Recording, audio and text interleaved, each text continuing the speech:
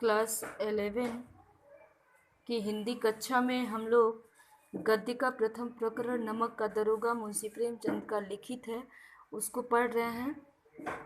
इसमें अभी तक हम लोगों ने पढ़ा था कि मुंशी बंसीधर अपने पिता के बताए आदेश के बाद नौकरी के खोज में निकलते हैं और उन्हें नमक विभाग में दरोगा के पद पर काम मिल जाता है और वो एक दिन आलोपी दिन की गाड़ियों को रात में नदी पार करते हुए पकड़ लेते हैं और सेवकों से पूछताछ करते हैं। उसी के क्रम में हम आगे पढ़ते हैं।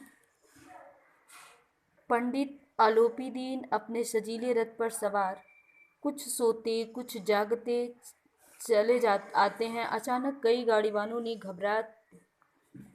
घबराए हुए आकर जगाया और बोले, महाराज, दरोगा ने गाड़ियां रोक दी है और घाट पर खड़े आपको बुलाते हैं। ये लाइन महत्वपूर्ण है। पंडित आलोपी दीन का लक्ष्मी जी पर अखंड विश्वास था। वह कहा करते थे कि संसार को तो कहना ही क्या, स्वर्ग में भी लक्ष्मी का ही राज्य है। उनका यह कहना यथार्थी था। न्याय और नीति सब लक्ष्मी के ही खिलौने हैं। इन्हें वह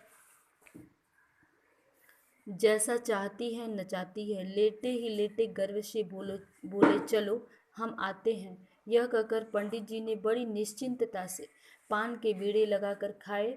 फिर लिहाफ ओढ़े हुए दरोगा के पास आकर बोले, बाबूजी, आशीर्वाद कहिए, हमसे ऐसा कौन सा अपराध हुआ कि गाड़ियां रोक दी गई। हम ब्राह्मणों पर तो आपकी कृपा दृष्टि रहनी चाहिए।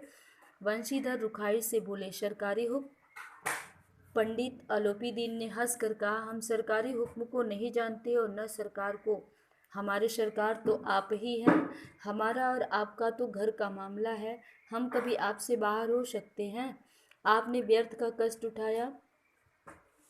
यह हो नहीं सकता कि इधर से जाएं और इस घाट के देवता को भेंट न चढ़ावें। इस घाट के देवता को भेंट न चढ़ावें।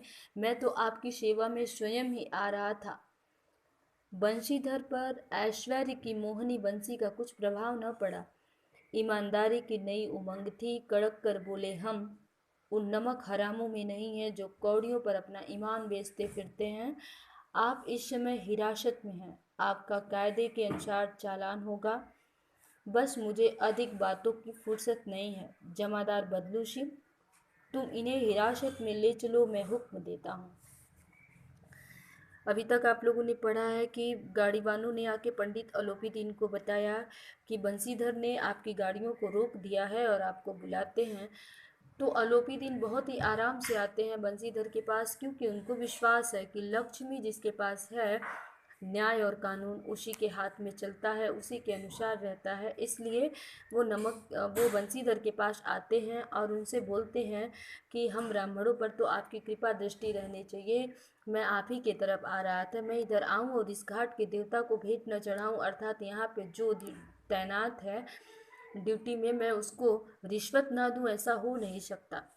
लेकिन बंसीधर पे ऐश्वर्य दिया है, धन की मोहनी बंसी का मतलब लोभ की लालच दिए जाने पर भी कोई प्रभाव न पड़ा, क्योंकि ईमानदारी की उमंग थी। बोले कि मैं उन नमक हरामों में से नहीं हूँ जो कौड़ियों मतलब तुच्छ वस्तुओं पर अपने ईमान को बेचते फिरते हैं और अपने जमादार को आदेश देते हैं कि इन्हें हिरासत में ले लो। आगे देखते हैं। पंडित आलोपी दीन स्तंभित हो गए। गाड़ीवानों में हलचल मच गई। पंडित जी के जीवन में कदाचित यह पहला ही अवसर था कि पंडित जी को ऐसी कठोर बातें सुननी पड़ी। बदलू सिंह आगे बढ़ा, किंतु रोब के मारे यह साहस न हुआ कि उनका हाथ पकड़ सके। पंडित जी ने धर्म को धन का ऐसा निरादर करते कभी न देखा था। विचार किया, यह अभी उदंड लड़का है, मोह माया के जाल में अभी नहीं पड़ा, अल्हड़ है, झिझकता है। बहुत दीन भाव से बोले, बाबू साहब, ऐसा न कीजिए, हम मिट जाएंगे, इज्जत धूल में मिल जाएगी। हमारा अपमान करने से आपके हाथ क्या आएगा? हम किसी तरह आपसे बाहर थोड़े ही हैं। बंसीधर ने कठोर स्वर में कहा, हम ऐसी बातें नहीं सुनना चाहते। अभी तक आलोपी दीन उनको रिश्वत का प्रलोभन दे रहे थे। जब उनको लगा कि ये नहीं मानेगा, तो उनको फिर भी अपने पैसे पे अखंड विश्वास था। उन्होंने उनके जीवन में ये पहला अवसर था, क्योंकि उन्होंने अपने पैसे के बल पे सारे अधिकारियों को खरीद भी लिया था। उनको लगा कि ये लड़का नया है, नई नई ड्यूटी पे तैनात हुआ है, यह रिश्वत लेने में झिझक रहा है, अभी अल्हड़ मतलब अभी बचपना है इसमें। तो बोला कि बाबूजी ऐसा मत कीजिए, इससे हमारी इज्जत धूल में मिट जाएगी, हमारा अपमान होगा, आपको कुछ नहीं मिलेगा। लेकिन बंसीधर ने के ऊपर उनके विनती का कोई असर नहीं हुआ। उन्होंने कठोर स्वर में कहा कि हम आपकी ऐसी बातें नहीं सुनना चाहते। आगे क्या हुआ उसको कल पढ़ते हैं। धन्यवाद।